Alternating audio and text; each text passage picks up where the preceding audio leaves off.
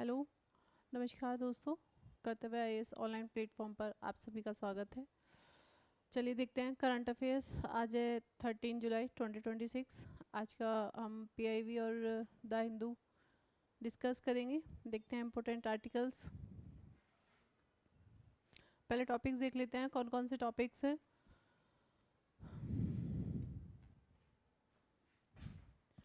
GS2 polity and governance, इसमें है जम्मू कश्मीर में स्थानीय स्वशासन DDC वर्सेस DPC का एक एनालिटिकल स्टडी करेंगे। ठीक है। सेकंड है भारतीय न्यायपालिका महिला अनुकूल बुनियादी ढांचे की आवश्यकता क्यों। ठीक है। पेपर थर्ड में इकॉनमी साइंस स्ट्रिक में, इकॉनमी और साइंस स्ट्रिक में इंटरनल सिक्योरिटी में है। फर्स्ट आर्टिकल है अपना वैश्विक हीलियम आपूर्ति संकट, और इसके पीछे का जो भी साइंस है वो देखेंगे। फिर है PMFME योजना सूक्ष्म खाद्य प्रशिक्षण का औपचारिकीकरण। थर्ड है ICMR आईड्रॉन पहल स्वास्थ्य सेवा में क्रांतिकारी बदलाव क्या हुआ है, इस पर डिस्कस करेंगे। नेक्स्ट है आंतरिक सुरक्षा इंटरनल सिक्योरिटी, असम में एंटी नारकोटिक्स अभियान। और लास्ट है ISRO Gaganyaan update. Okay. International relationship अंतर्राष्ट्रीय संबंध। ठीक है। IR में अमेरिका ईरान तनाव, हॉर्मुज जलडमरू मध्य में संघर्ष, भारत अफगानिस्तान कृषि और सिंचाई सहयोग, ये टॉपिक्स हैं। Let's we start. First geopolitics देख लेते हैं पहले।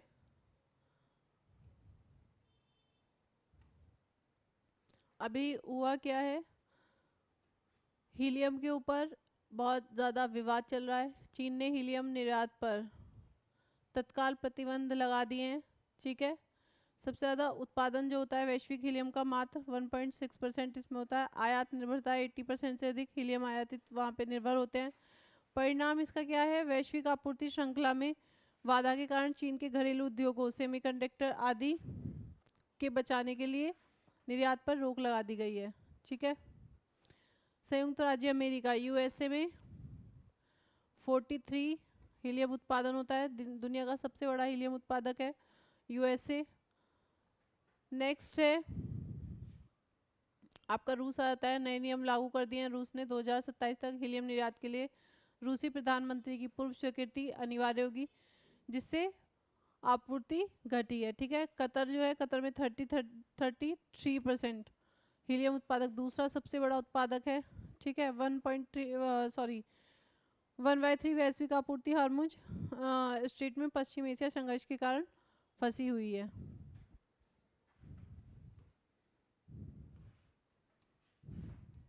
नेक्स्ट देखते हैं इसका निर्माण निष्कर्ष देख लेते हैं। ठीक है। इसका निर्माण कैसे होता है, पृथ्वी के गर्भ में मौजूद रेडियोधर्मी तत्व यूरेनियम और थोरियम जो होते हैं, ठीक है, उनसे ये बनता है। स्टेप 2 में रेडियोधर्मी क्षय रेडियो एक्टिव डिसेसी के कारण अल्फा कणों का उत्सर्जन होता है, तब इसका उत्पादन होता है। ठीक है। थर्ड में अल्फा कणों द्वारा इलेक्ट्रॉनों का अवशोषण हीलियम का निर्माण, जब अल्फा कणों द्वारा इलेक्ट्रॉन का अवशोषण होता है तब हीलियम का निर्माण होता है। ठीक है। हाइड्रोजन के बाद जो है दूसरा सबसे हल्का एलिमेंट्स अपना हीलियम है। नॉन रिन्यूएबल है, इसे लैब में नहीं बनाया जा सकता है। और इसका निष्कर्षण देखते हैं, प्राकृतिक गैस के साथ निकाला जाता है। न्यूनतम 0.3 सांद्रता इसके लिए आवश्यक होती है। और बॉइलिंग पॉइंट इसका 269 डिग्री सेल्सियस है। ओके। एप्लीकेशंस देख लेते हैं। कूलेंट सेमीकंडक्टर और MRI मशीनों में उपयोग होता है। लीक डिटेक्शन अत्यंत छोटे कणों के कारण। फाइबर ऑप्टिक्स और रॉकेट ईंधन टैंकों के प्रेशराइज करने के लिए इसका यूज़ किया जाता है। नेक्स्ट देखते हैं GS2 का जम्मू कश्मीर स्थानीय स्वशासन संवैधानिक ढांचा। ये आर्टिकल अभी चर्चों में है। इसमें क्या है, जम्मू कश्मीर में जिला विकास परिषद DDC का 5 वर्षीय कार्यक्रम 24 फरवरी 2026 को समाप्त हो गया है। ठीक है। लेकिन चुनाव अभी लंबित हैं, चुनाव नहीं हुए हैं, जिससे स्थानीय स्वशासन निषादेय हो गया है। इट मीन्स स्थानीय स्वशासन जो है वो निष्क्रिय निषादे हो गया है। ठीक है, इसमें देख लेते हैं ग्रामीण के लिए क्या था। 73वां संविधान संशोधन, इसमें ग्राम पंचायत होता है, फिर ब्लॉक विकास परिषद, देन जिला पंचायत। और 74वें संविधान संशोधन कॉन्स्टिट्यूशन अमेंड 74 कॉन्स्टिट्यूशन अमेंडमेंट में पहले नगर पंचायत थी, फिर नगर परिषद, देन नगर निगम। ओके, जिला योजना समिति, डिस्ट्रिक्ट प्लानिंग कमेटी, डीपीसी, ये क्या होता है? डीपीसी का कार्य क्या होता है? ग्रामीण और शहरी, ठीक है, रूरल और अर्बन एरियाज दोनों संस्थाओं की योजनाओं को मिलाकर पूरे जिले के लिए एक समेकित विकास योजना, कंसोलिडेटेड प्लान तैयार करना, आबादी के अनुपात में ग्रामीण और शहरी सदस्यों का प्रतिनिधित्व देखकर। ठीक है, डीपीसी का काम क्या होता है? रूरल और अर्बन एरियाज के लिए एक समेकित योजना तैयार करना। ठीक है, तो अभी सब कुछ डिस्टर्ब हो गया है क्योंकि चुनाव लंबित है। देखते हैं इनका एक बार कंपैरिजन कर लेते हैं। मापदंड, सबसे पहले देखते हैं पैरामीटर इनका। गठन का आधार, डीपीसी का संवैधानिक 73 और 74 कॉन्स्टिट्यूशन,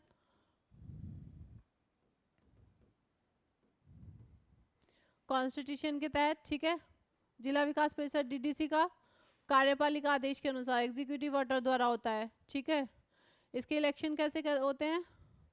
इनडायरेक्ट होते हैं, रूरल और अर्बन्स द्वारा चुने हुए सदस्यों के द्वारा, और ये डायरेक्टली इलेक्टेड होता है।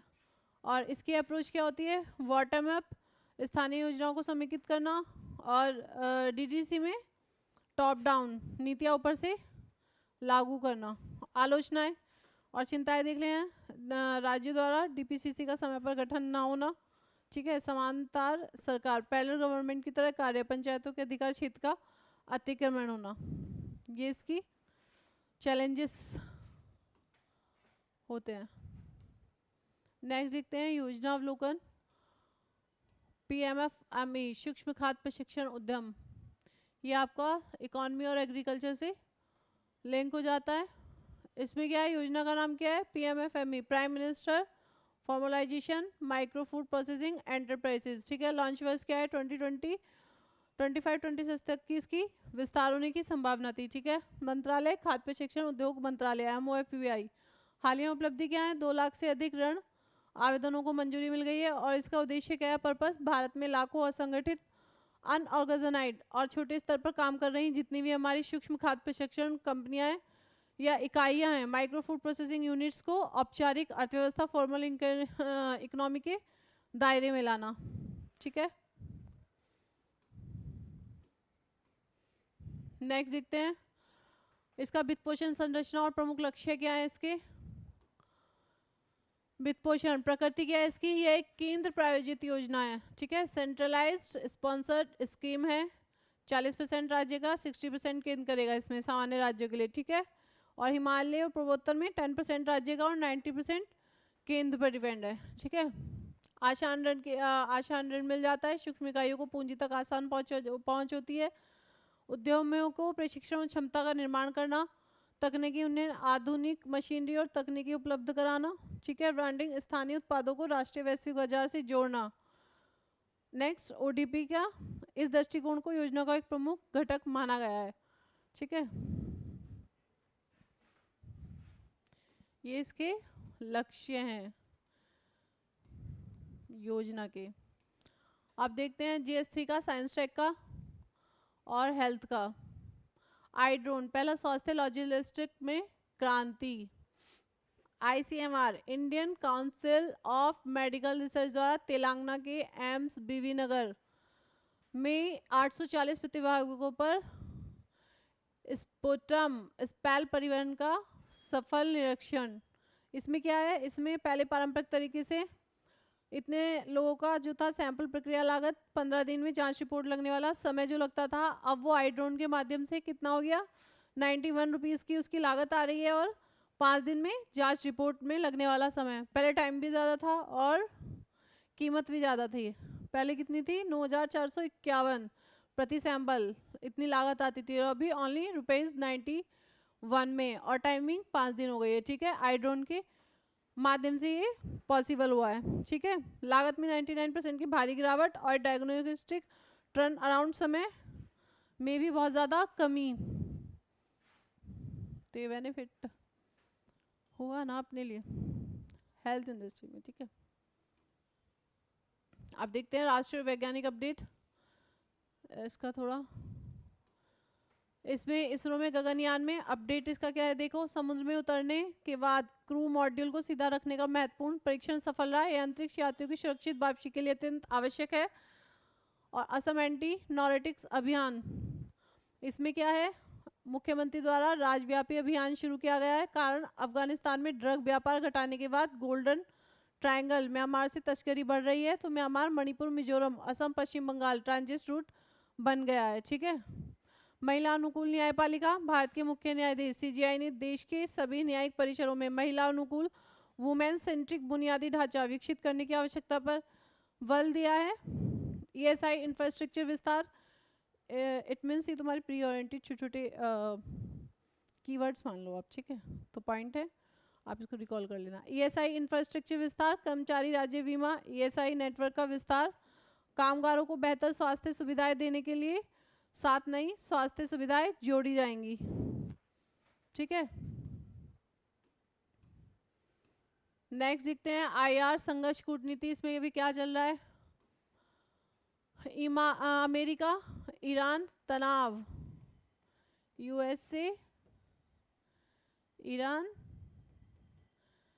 जो भी डिस्ट्रीब्यूट चल रहा है या फिर स्ट्रेस चल रहा है। घटना क्या थी इसकी, हॉर्मुज स्ट्रेट में ईरानी हमले के बाद अमेरिका ने मिसाइल और ड्रोन साइट सहित 140 ईरानी सैन्य ठिकानों पर हमला कर दिया है। ठीक है, ईरान की प्रतिक्रिया क्या रही, बहरीन, कुवैत, कतर और जॉर्डन और ओमान में स्थित अमेरिकी सैन्य अड्डे जितने भी थे उस पर जवाबी हमले। इट मीन्स अमेरिका ने ईरान पर फिर से हमला किया, तो ईरान ने भी कुवैत में और कतर, जॉर्डन में जितने अमेरिकी अड्डे थे उन सभी पर जवाबी हमले किए हैं। ठीक है, भारत अफगानिस्तान कृषि सहयोग, इसमें क्या है, कूटनीतिक विकास, अफगानिस्तान के कृषि मंत्री अता उल्लाह उमरी का भारत का दौरा है। ये भारत आ रहे हैं यात्रा पे। सहयोग के क्षेत्र, कृषि, व्यापार, सिंचाई, अवसंरचना, खाद्य प्रशिक्षण और कृषि उत्पादों के द्विपक्षीय व्यापार में मूल्यवर्धन पर बातचीत होगी। ठीक है, नेक्स्ट एक क्वेश्चन देख लेते हैं मेंस का।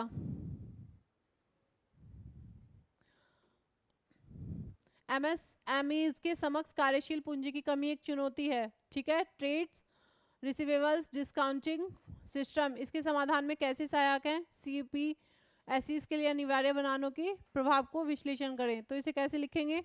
आंसर ब्लूप्रिंट इसमें आपको दिया गया है। फर्स्टली एमएसएम की वर्तमान स्थिति और भुगतान में देरी की समस्या को परिभाषित करना है, इसकी डेफिनेशन देनी है। नेक्स्ट बॉडी में इसकी समझाएं कि ट्रेड्स के एक डिजिटल प्लेटफॉर्म के रूप में इनवॉइस की डिस्काउंटिंग करता है और तुरंत तरलता लिक्विडिटी प्रदान करता है। इम्पैक्ट्स लिखेंगे कुछ, आर्थिक कार्यशाली पूंजी चक्र में सुधार हो रहा है, संस्थागत पारदर्शिता, ट्रांसपेरेंसी, कॉर्पोरेट प्रशासन प्रभावों का विश्लेषण करें। ठीक है, फिर कंक्लूजन में लिखेंगे एमएसएम क्षेत्र की मजबूती और आत्मनिर्भरता भारत के व्यापक लक्ष्य के साथ जुड़कर इसके आंसर को एंड करेंगे। ठीक है, एक पीटी का क्वेश्चन है। पीटी का क्वेश्चन क्या है, पीटी का क्वेश्चन, निम्नलिखित कथनों पर विचार करें। पहला है पीएमएफएमई योजना का उद्देश्य असंगठित खाद्य प्रशिक्षण इकाइयों का औपचारिकीकरण करना है। सेकंड है इसका क्रियान्वयन खाद्य प्रशिक्षण उद्योग मंत्रालय द्वारा किया जाता है। थर्ड है वन डिस्ट्रिक्ट वन प्रोडक्ट दृष्टिकोण इस योजना का एक प्रमुख घटक है। कौन से सही है, ए है केवल 1 और 2, बी है केवल 2 और 3, सी है केवल 1 और 3, डी है 1, 2 और 3। ठीक है, सही उत्तर क्या होगा, डी 1, 2 और 3 तीनों कथन पूर्णतः सत्य हैं। पीएमएफई एक केंद्र प्रायोजित योजना है जो 2020 में एमओपी एफईपीआई द्वारा शुरू की गई और ओडीओपी दृष्टिकोणों का उपयोग करके सूक्ष्म उद्योगों को ऋण, तकनीकी, ब्रांडिंग सहायता प्रदान करने की करती है। ठीक है,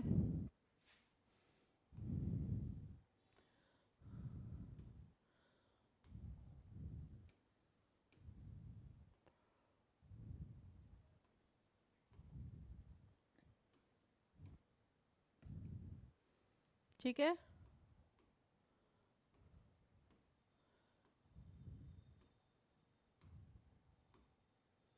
ये थे आपके, इसमें एक आपका एक मेंस का क्वेश्चन हो गया है, एक आपके पीटी का हो गया है। आज के लिए रखते हैं इतना ही, देखते हैं कल। ठीक है, थैंक यू।